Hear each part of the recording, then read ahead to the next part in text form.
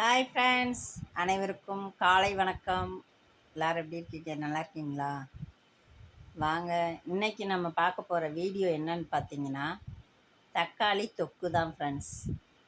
அதுக்கு நான் ஒரு அரை கிலோ தக்காளி எடுத்திருக்கேன். அதுக்கு தேவையான அளவு ஒரு பெரிய நெல்லிக்காய் அளவு புளி எடுத்திருக்கேன். அதுக்கப்புறம் மற்ற பொருட்கள்லாம் என்னென்னு பார்த்துடலாம்.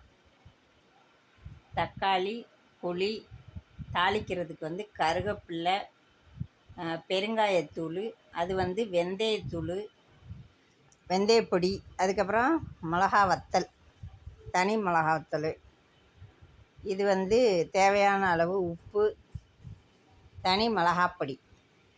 இப்போ வாங்க ஃப்ரெண்ட்ஸ், ஸ்டவ் ஆன் பண்ணிக்கலாம். கடாயை வச்சாச்சு.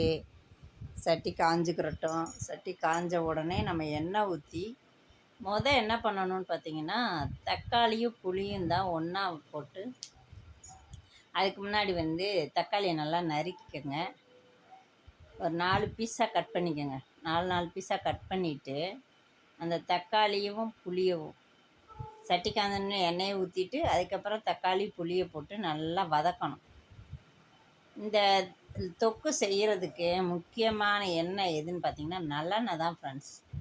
நல்லெண்ணெயில் செஞ்சீங்க அப்படின்னா டேஸ்ட் நல்லாயிருக்கும். மற்ற எண்ணெயிலையும் செய்யலாம், பட்டு இது நல்லெண்ணெயில் செஞ்சிங்கன்னா டேஸ்ட் இன்னும் சூப்பராக இருக்கும். நாங்கள் ஆல்ரெடி எப்பயுமே எங்கள் வீட்டில் நல்லெண்ணெய் தான், எல்லா சமையலுக்குமே நாங்கள் நல்லெண்ணெய் தான் யூஸ் பண்ணுவோம். அதனால் ஒன்றும் பிரச்சனை இல்லை. இப்போ வேறு எண்ணெய் யூஸ் பண்ணுறவங்க இந்த தக்காளி தொக்குக்கு மட்டுமாவது நல்லெண்ணெய் சேர்த்துக்கங்க. டேஸ்ட் அதிகமாக இருக்கும், சூப்பராக இருக்கும் சாப்பிட்றதுக்கு. அது போக நம்ம வெளியிலே வைக்கலாம். அதனால தான் இப்போ உப்பு போடுங்க. கொஞ்சம் உப்பு போட்டால் போதும். பாதி நம்ம 2வது போடையில் வதக்கும் போதும் போடணும். அதனால் இப்போது தக்காளி வதங்காது இல்லையா, அதனால் சும்மா ஒரு 5-6 உப்புக்கல்ல போடுங்க. போட்டு நல்லா வதக்கிடுங்க. தக்காளி எப்படி வரணும்னா நல்லா மசிஞ்சு வரணும். நல்லா மசிஞ்சிடணும் நம்ம வதக்கிறதுலையே. பாருங்கள் எந்த அளவுக்கு ஆயிடுச்சு பார்த்தீங்களா? இந்த அளவுக்கு தக்காளி புளி ரெண்டும் நல்லா மசியணும். புளி கரைச்சி நம்ம ஊற்ற போகிறதில்ல, அதனால் புளியை நல்லா சுத்தம் பண்ணி வச்சுக்கோங்க. நம்ம அப்படியே போட்டு தான் அரைக்க போகிறோம். தக்காளியும் புளியும் அப்படியே தான். புளியை கரைச்சலாக ஊற்றக்கூடாது, தண்ணியே இதில் ஊற்றக்கூடாதுன்னு வச்சுக்கோங்க. நல்லா தக்காளியை வதக்கி அதுக்கப்புறமா எடுத்து ஆற வச்சுருங்க. தக்காளினை நல்லா ஆறணும். முக்கியமான விஷயம் என்னென்னு பார்த்தீங்கன்னா ஜாரை நம்ம ஈரம் இல்லாமல் வச்சுக்கணும். நல்லா கழுவி ஈரப்பதம் இல்லாமல் நல்லா தொடச்சிக்கோங்க. அதுக்கப்புறமா நம்ம அரைச்சிட்டு வந்துடலாம்.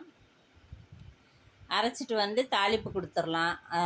ஸ்டவ் ஆன் பண்ணி கடாயை வச்சாச்சு. கடாய் காஞ்ச உடனே ஆயில் விட்டுக்கலாம். இதுக்கு கொஞ்சம் கூடுதலாக எண்ணெய் தேவைப்படும், அதனால் கொஞ்சம் கூடவே எண்ணெய் ஊற்றுங்க. இது ஃப்ரிட்ஜுக்குள்ளே வச்சோம் அப்படின்னா 3 மாதத்துக்குனாலும் அப்படியே இருக்கும், கெடவே கெடாது. ஒரு கண்ணாடி பவுலில் போட்டு நம்ம உள்ளே வச்சிடணும். இல்லை அப்படின்னா வெளியில் வச்சோம்னா 1 மாதத்துக்குனாலும் கெடவே கெடாது ஃப்ரெண்ட்ஸ். அதனால் நீங்கள் என்ன பண்ணுறீங்க, நல்ல ஜாரெலாம் நல்லா தொடச்சிருங்க, தண்ணி இருக்கக்கூடாது.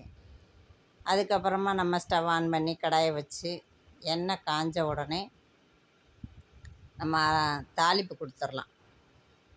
கடுகு உளுந்தம்பருப்பு, பெருங்காயத்தூள், வெந்தயப்பொடி, அதுக்கப்புறம் கருவேப்பில்லை,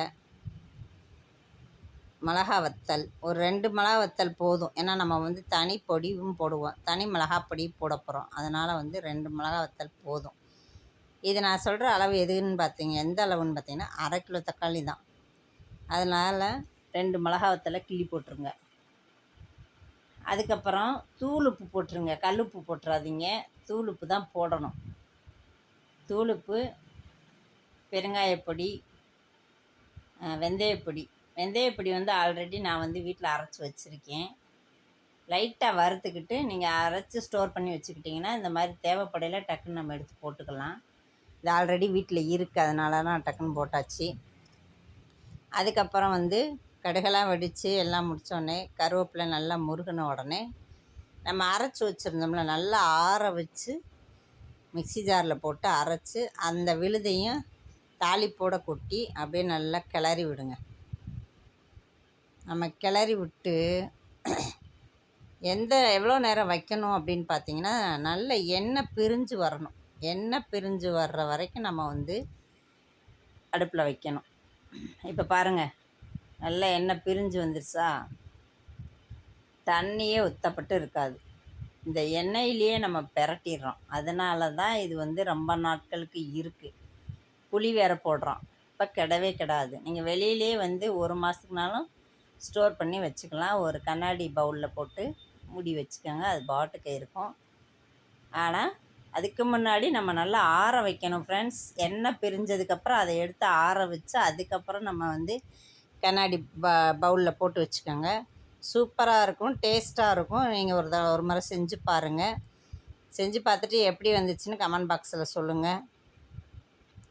நம்ம பொன் தமிழ் ஸ்டோரி சேனலை வந்து மறக்காமல் சப்ஸ்கிரைப் பண்ணிக்கோங்க. ஆல் பட்டனை கிளிக் பண்ணிக்கோங்க. அப்போ தான் நான் போடுற வீடியோ உங்களுக்கு தொடர்ந்து வரும்.